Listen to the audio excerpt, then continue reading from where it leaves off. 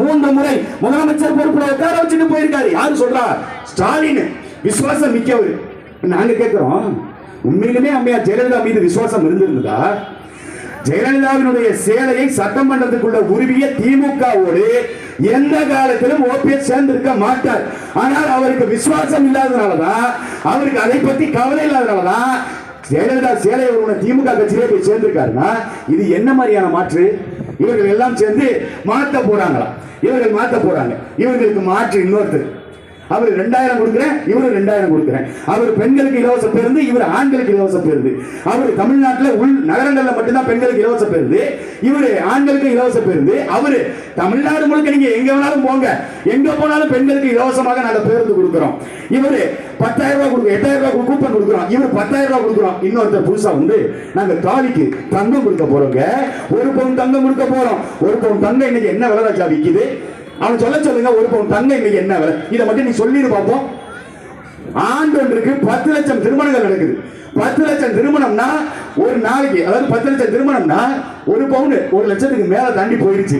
அதுவே வருஷத்துக்கு 1 கோடி, 5 வருஷத்துக்கு 5 கோடி. இந்த 5 கோடி காசை எங்க இருந்து கொடுப்ப? எங்க இருந்து உனக்கு பணம் வரும்? மாசம் மாசம் நான் 2500 கொடுக்குறேங்க.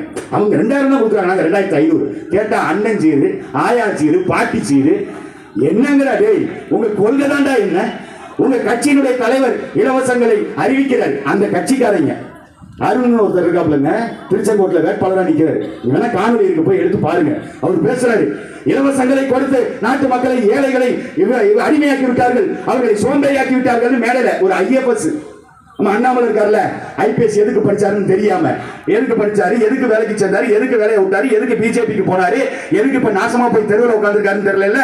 அந்த மாதிரி ஐஎஃப்எஸ் அருண்குமார்னு ஒருத்தர் எதுக்கு படிச்சாரு, எதுக்கு வேலை வாங்கினாரு, எப்படி போனாரு, இப்ப எதுக்கு அந்த தவிட்டு தற்கொலை கட்சியில போய் சேர்ந்தாருன்னு தெரியல. அவர் அங்க அப்படி பேசிட்டு இருக்காரு. இவர் இலவசங்களை அறிவிச்சுட்டு இருக்காரு. அவங்க கட்சி பெண்மணி ஒருத்தவங்க கூட்டத்தில் பேசிட்டு இருக்காங்க, கொடுக்காதே கொடுக்காதே, இலவசங்கள் கொடுக்காதே, கெடுக்காதே கெடுக்காதே, பெண்களை கெடுக்காதே அப்படின்னு அவங்க மேடையில பேசுறாங்க. இவர் வந்து அண்ணன் சீரு 2500 தரேன், 1 பவுன் நகை தர்றேன் அப்படின்னு இவர் ஒரு பக்கம். நீங்க கொள்கை தலைவரா ஏற்றிருக்கீங்கல்ல, யார சொல்றேன்னு தெரியுது இல்ல? தவிட்டு தற்கொலை.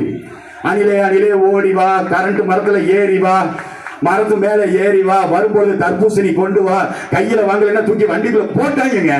ஒரு கட்சி தலைவன் வண்டியில போய்கிட்டு இருக்கான், தர்பூசணி பழத்தை தூக்கி வண்டிக்குள்ள தூக்கி போட்டாங்க. இது ஒரு கூட்டம். அவருடைய கொள்கை தலைவர் யாரு? பெரியார்.